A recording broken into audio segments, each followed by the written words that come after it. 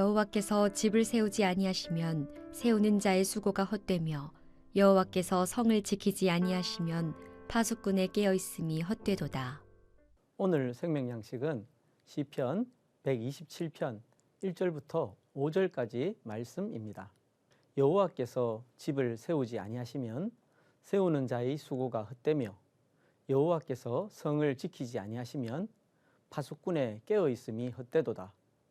너희가 일찍이 일어나고 늦게 누우며 수고의 떡을 먹음이 헛되도다. 그러므로 여호와께서 그의 사랑하시는 자에게는 잠을 주시는도다.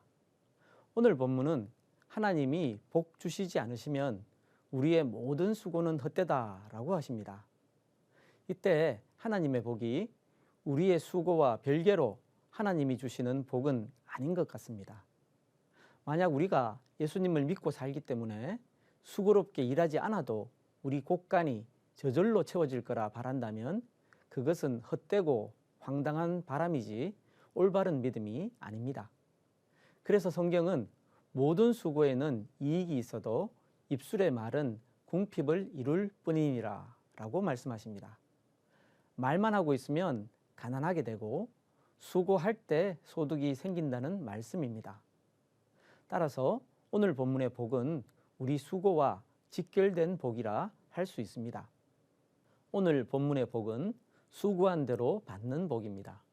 성경 다른 곳에서는 수고한 대로 먹는 복으로 나옵니다. 여호와를 경외하며 그의 길을 걷는 자마다 복이 있도다. 내가 내 손이 수고한 대로 먹을 것이라.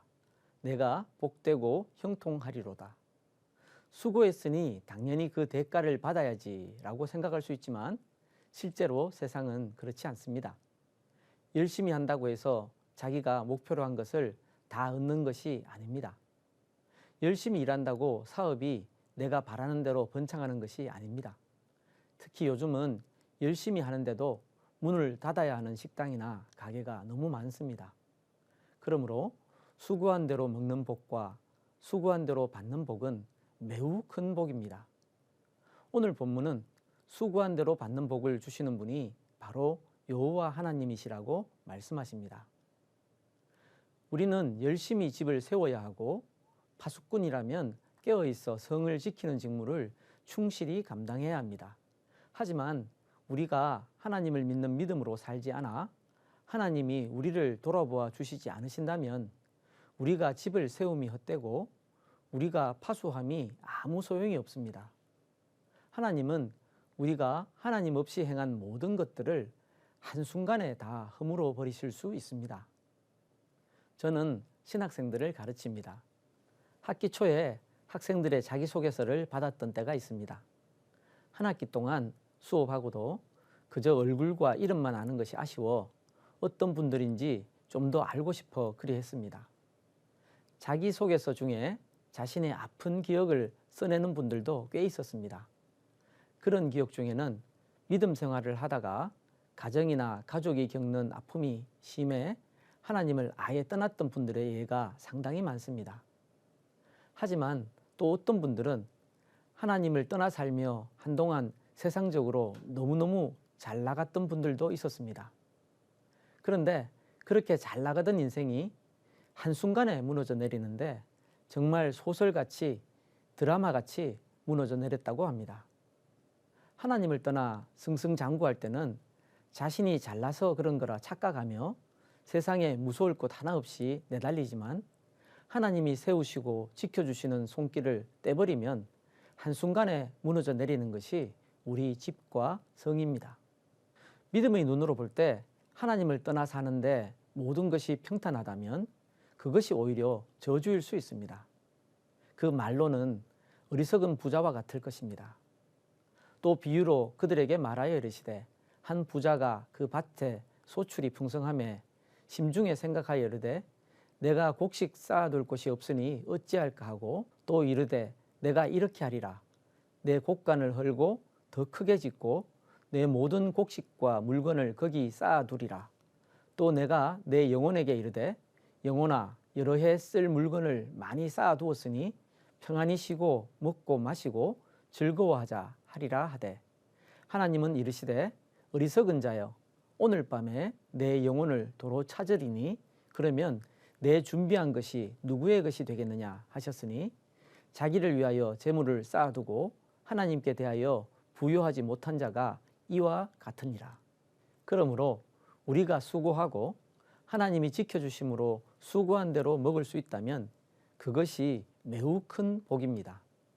힘써 집을 세우는데 여호와께서 함께 해주시고 깨어 성을 파수하는데 여호와께서 함께 하심이 복인 것입니다. 일찍 일어나고 늦게 누우며 수고하는데 여호와께서 함께 해주심이 복입니다. 여호와께서 함께 하심으로 수고한 대로 먹는 복을 누리는 사람은 단잠을 잘 수 있습니다. 나의 수고를 하나님이 지켜주실 것이기 때문입니다. 우리가 모든 염려에서 해방되어 평안히 단잠을 자는 것은 하나님의 선물입니다. 보라, 자식들은 여호와의 기업이요 태의 열매는 그의 상급이로다. 젊은 자의 자식은 장사의 수중에 화살 같으니 이것이 그의 화살통에 가득한 자는 복되도다. 그들이 성문에서 그들의 원수와 담판할 때에 수치를 당하지 아니하리로다. 자녀는 가정해 주시는 복입니다. 자녀가 많은 것은 그만큼 많은 복을 받은 것입니다. 성문은 오늘날 법정에 해당합니다. 법정에서 원수와 다투는 상황에서 자녀들이 부모를 위해 기꺼이 나설 것이므로 수치를 당하지 않을 것이라고 하십니다. 본문에서 자녀의 복은 육신의 자녀를 가리킴이 분명합니다. 하지만 저는 우리 성도들에게 이 말씀은 영적 의미도 있다고 봅니다. 제가 참 신뢰하고 사랑하는 선배 목사님이 있는데 이분은 자녀가 없습니다. 그런데 전에 제게 자신은 교회 성도들의 자녀들이 모두 내 자식이다 라고 생각하며 산다고 했습니다. 말만 그렇게 한 것이 아니고 정말 그렇게 사십니다. 복음을 전하고 가르치며 영적 자녀를 출산하는데 전념하며 주님을 섬기고 계십니다. 그러고 보면 자녀가 우리가 애쓰고 수고한 대로 자라주는 것이 정말 큰 복인 것 같습니다. 하나님께서 세워주시고 지켜주심으로 수고한 대로 먹는 복을 누리고 하나님께서 사랑하시는 자에게 주시는 단잠의 복을 받는 우리 모두가 되길 바랍니다.